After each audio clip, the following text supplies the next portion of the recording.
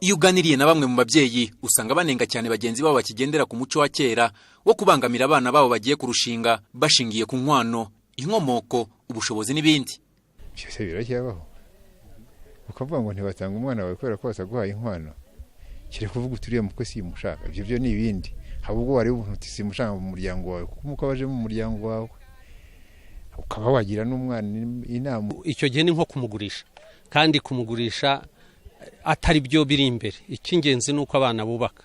Inkwano zo zishobora kuboneka cyangwa ntiziboneke, kandi icyo nzi yo nuko iyo abana bubatse inkwano ziraboneka. Werarse Nsengiyumva na Clementine Nyirasafari ni abageni bemeye imbere y'amategeko kurushinga bakazabana ubuziraherezo. Bemeza ko ahari urukundo bigorana kwivanga kw'izindi nzego. Ubundi cyambere ni urukundo, umuntu ashaka kuguha inkwano y'uko ubyifuza irenze se cyangwa ubushobozi, cyase nimba ushaka miliyoni bakayiguha, ariko iyo miliyoni banayitanga iwanyu we mwana aho ugiye ukaba nta rukundo ufiteyo, ukaba nta byishimo ufiteyo. Ibyo nta kintu byabimaze. Icyambere no rukundo, iby'inkwano nabyo bikaza nyuma.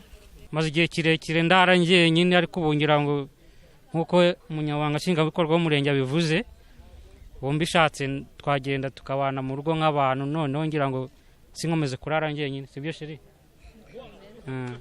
Ikindi kibazo benshi bakunda kwibazaho ni impamvu umuhango wo gusezerana imbere y'amategeko ubanziriza umuhango wo gusaba. Kalisa Jean Sauver, umunyabanga nshingwabikorwa w'umurenge wa Remera, avuga ko nubwo byahinduka ariko abantu bagomba kuzirikana aho isi igeze.